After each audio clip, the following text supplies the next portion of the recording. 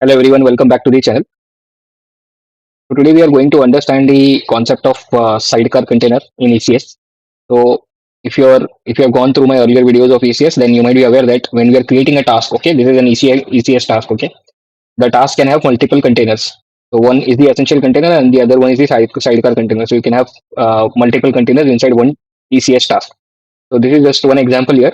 So this is my payment service which is listening on port 8080, okay, and it is generating some logs here into some location, and we'll have a sidecar container here which is a Fluent Bit log collector.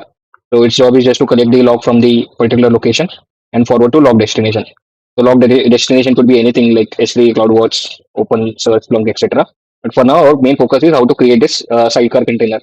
So basically, you will have the payment service and plus you will have the sidecar container. So that's the whole focus of this video. So now we'll create the sidecar container. So this is we are into the AWS console. So I have created a Spring Boot cluster already. And if you look at the infrastructure, so we have this. This is our infra, which is basically having two instances. Okay, as you can see. So these are our two instances. So these are our ECS instances. Okay, as soon as you create these ECS instances, uh, you can see these instances coming up via the auto scaling group. Okay, so I had set the capacity to 2, and so this is about the cluster infrastructure basically. This is what we are going to use today, and I have already created the task definition, but I will just explain you how what all information are there in that particular task when you are trying to create the sidecar container. This is what we will target to create. Okay, so let's understand. So first is obviously the name and the revision, and then infrastructure requirements. So since I am going with the self-managed infrastructure, I just wanted to show you the other way of deploying the containers. So this is the another way of Amazon EC2 instances where the infrastructure is managed by us. Okay, and what I'm also going to do is I'm going to use the network mode as bridge.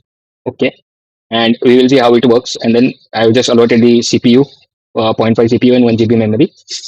Rest everything is pretty generic information. And now we have two containers here. So container one and container two. So container one is my essential container, and I've given the name of that container is payment container. And if you look at this image is basically of the payment container. So this is from the ECR. Okay, and here this is the important part. This is related to the bridge network. Okay, for the bridge network, what I'm doing is I'm creating a dynamic port. Okay, so that is why for the dynamic port I need to give the number as 0. Otherwise, generally you would provide some of your whatever host port that you want to listen. But in our case, we'll keep it as 0 so that ECS will dynamically assign any port based on whatever port is available. And just note that in this case, when you are going to allow ECS to dynamically create the port, the range would be from 32,768 to 65,535. So this is important to know. Okay, so this is related to bridge network, nothing related to sidecar specifically. I just wanted to show you this another way of setting the host port. Okay, and there are no environment variables, etc. And as far as log collection is concerned, so I have just given the prefixes payment. Okay, in this case, so nothing but rest everything is pretty straightforward. And there are no health checks or restart policies that I have added here. Now this is our first container, which is the payment container, or which is our basic main payment service. Okay, and now we'll look at the sidecar container here. So sidecar container, I given the name as Fluent Bit log, and note that I have made this as essential container as no. And the image URI of this Fluent Bit is basically I have not created anything from my side. So this is the Amazon's public ECR repository. Okay, so from there I am basically accessing this particular image. I'm going to pull this image from the Amazon's public ECR repository, and then I'm going to deploy this Fluent Bit sidecar container to our task. Okay, so just note that this is one task and we are having two containers as we had seen in the diagram. And then rest everything is pretty straightforward. I have not changed anything here for the Fluent Bit. It's a pretty straightforward, simple sidecar container. You can have many types of sidecar container logs, like sidecar containers like Nginx, where you can create a sidecar container of reverse proxy. So you deploy the Nginx server as a reverse proxy as the sidecar container. So your container would be listening, your task would be listening on port 80 or something, whatever you want, and then you can handle it as a proxy server on top of your main application service. That is one way, or there could be certain like security related things that you want to handle. So those kind of things you can add it as a sidecar containers. So here, just for the demo purpose, I have used the Fluent Bit log. So this is how you can create the sidecar containers. So our main focus is basically on the container one and container two. Okay. So since I've already created it, I'm not going to create again. I'm just going to go to the cluster right now, and I'll just create the service.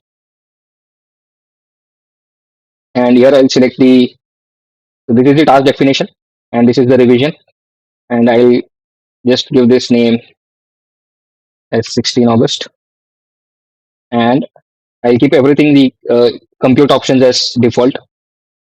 And note that we are using EC2 instances, okay, for our deployment. And if you look at the EC2 instances, these are our instances where our containers will be deployed, okay. And if you go here, so I'll just do one thing. I'll deploy three tasks, okay. So three tasks would be deployed in these on these two instances, okay. We'll just check that out once it is deployed. I'll check race period is 30 seconds, and I'll just add a load balancer on top of this. So this is my VPC, and I'll create a new load balancer, and the load balancer is going to listen on port 80 HTTP, and my target group I'll give the name as payment service, and I'll give this port as 8090. Now you might think that since ECS is going to dynamically assign the port number, right? So you won't know the port number like 32768, 3279, 40,001, whatever. It could be any port number that ECS might assign. So if I put here at 8090 as the target group, will it work? It will work. Basically, what ECS will do is basically based on the task definition, etc. It will identify that this port is nothing but the traffic port. So it will change the target group health check and everything to this is basically for the health check. So it will change it to the traffic port. So just note this point, okay? And here I'm just mentioning the health check part. So once the target group is deployed and load balancer is deployed, I'll show you the what it has done actually. Now I'll just create this service. Now service deployment will take some time. We'll wait for the service to be operational. So now our ECS service is basically deployed. Okay. And as you can see, the three tasks are deployed successfully. So we had asked for three tasks, okay, and the three tasks are deployed successfully. And this is the private IP and the public IP. It is same as the instance because we have used the bridge network. And here you can see there are two containers here, payment container and Fluent Bit log, as we had seen in the diagram. So these two containers are deployed successfully and both are running. Okay, so this is how you deploy the sidecar containers. And in the target group, the thing that I spoke about was about the health check. So as you can see, the path is traffic port. Okay, so now it is traffic port, and the load balancer is basically in the resource map. If you see, so the port number is dynamic, right? 3276 932 Okay, so this is how the dynamic port is applied. And as far as load balancer security group is concerned, so it is listing on only on port 80. Okay, so we have just enabled this inbound rule. Okay, so any source can connect to this load balancer on port 80. And as far as our task is concerned, if you look at the task, okay, and inside the task, if I go to this security group, so every task is assigned a security group here.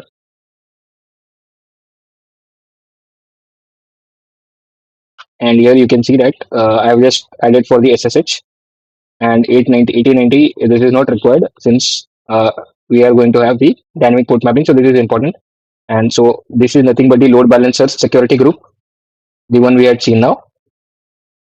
So any traffic from load balancer and the port range is 32768265535 is allowed on this security group, and this is attached to our task. Okay.